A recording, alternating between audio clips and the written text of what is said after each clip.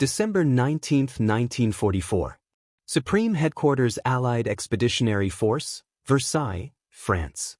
0347 hours. Field Marshal Bernard Montgomery sat in a leather chair outside Eisenhower's office, his spine rigid, his eyes fixed on the ornate door. His uniform was immaculate. His hands rested on his knees, fingers interlaced. He had not slept in 31 hours. The Ardennes was collapsing. American divisions were being encircled in the snow. And in his mind, one man bore the weight of responsibility. Patton. Montgomery had come to demand his removal. Not as a suggestion. As a condition. What he didn't know yet was that the conversation about to unfold would not end in Versailles, but in a telegram sent halfway across the world, to a general who despised both of them, and whose reply would alter the command structure of the entire Western Front. 62 miles east, in the Ardennes forest, American positions were disintegrating. Staff Sergeant Carl Winters crouched in a frozen foxhole near Bastogne, his breath visible in the pre-dawn darkness. Around him, the 101st Airborne was surrounded. German panzer columns had punched through the American lines with a speed no one had predicted. The offensive, later called the Battle of the Bulge, had begun 5 days earlier, and it had shattered the illusion of inevitable Allied victory. Winters held his M1 Garand close to his chest. The metal was so cold it burned through his gloves. Artillery rumbled in the distance. Closer now than it had been an hour ago. He thought about the last supply drop. Ammunition. Bandages. Morphine. Not enough. Not nearly enough.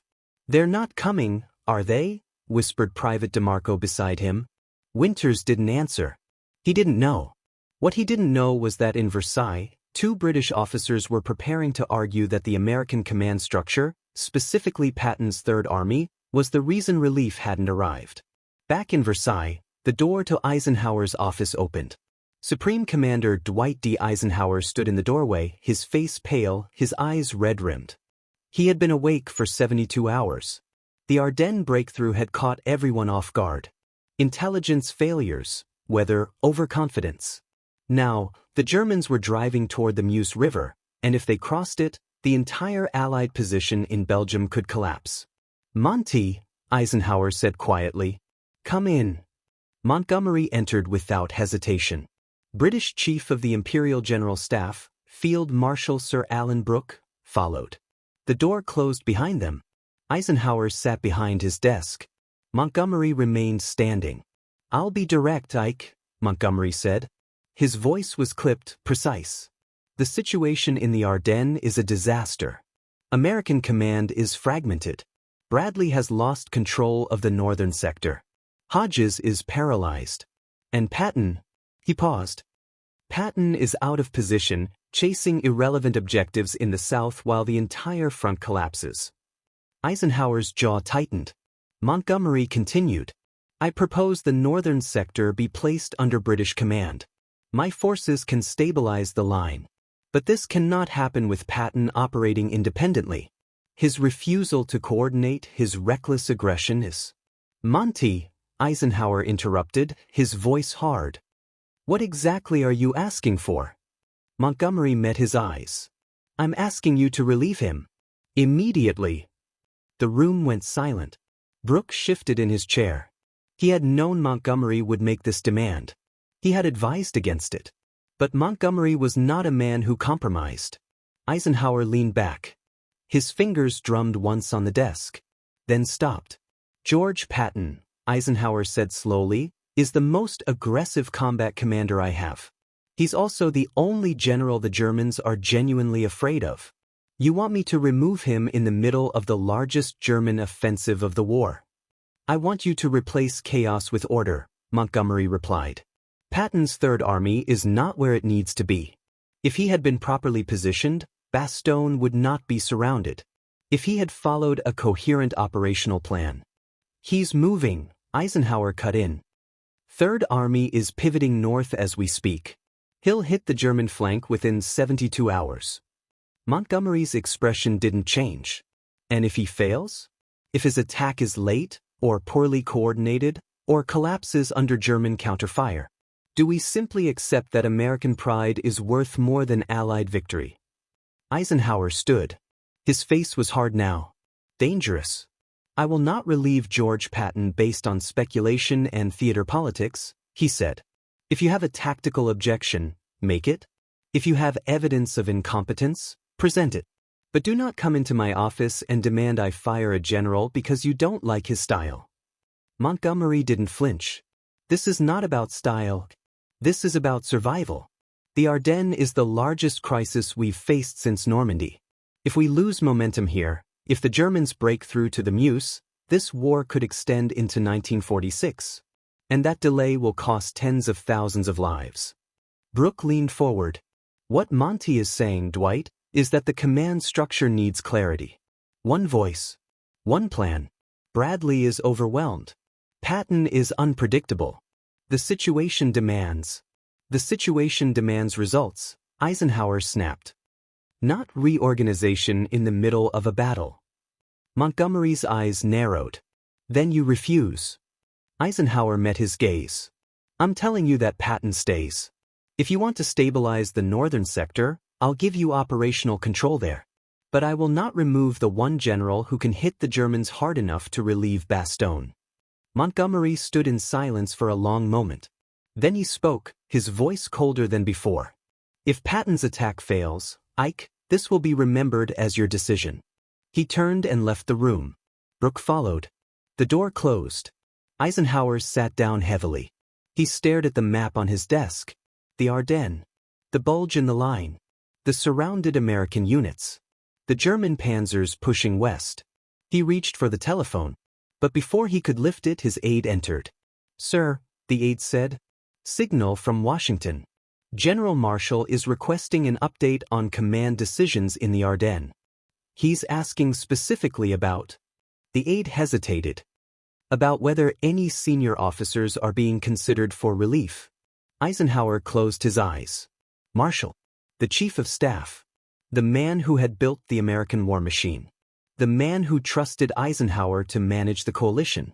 And now, the man who would hear that the British were demanding Patton's head.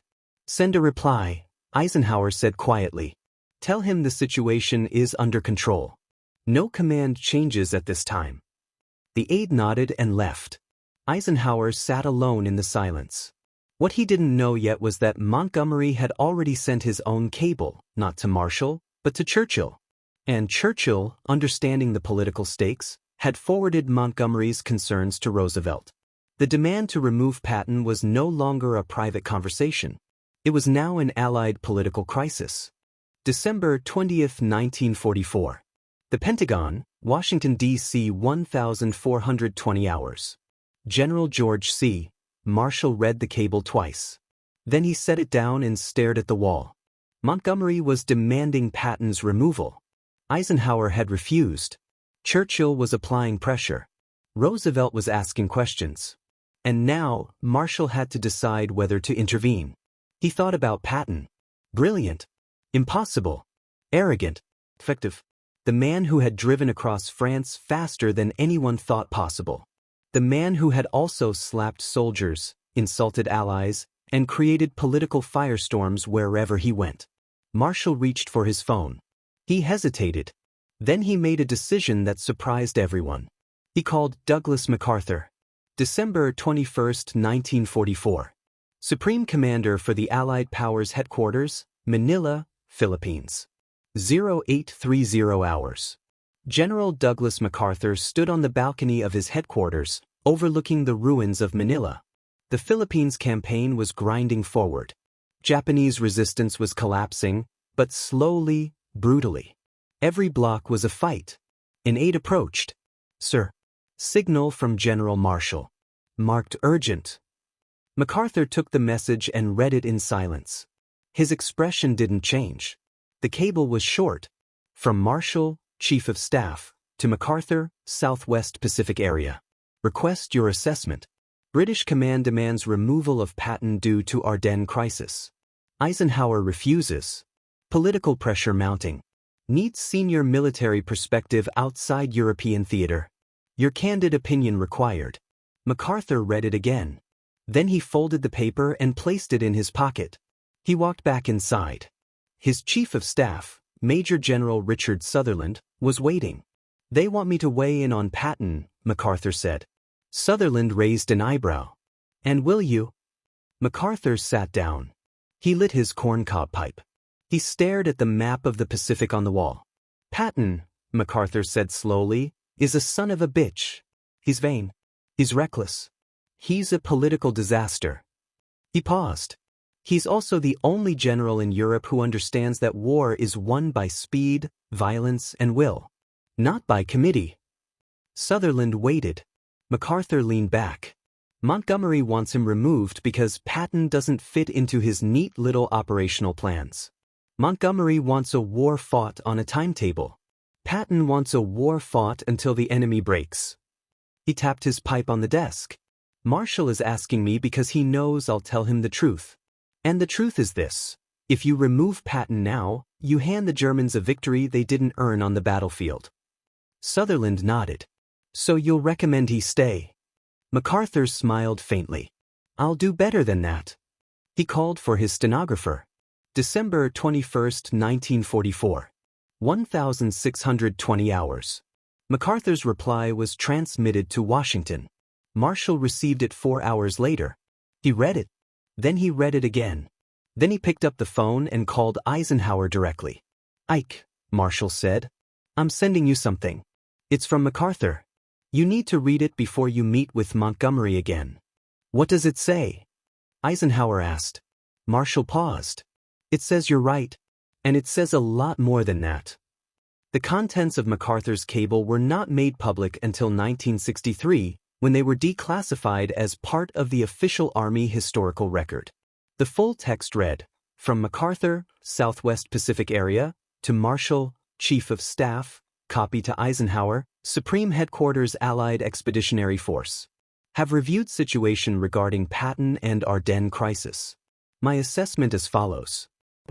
Removal of Patton under current circumstances would constitute command failure of highest order. Patton is irreplaceable in aggressive operational role.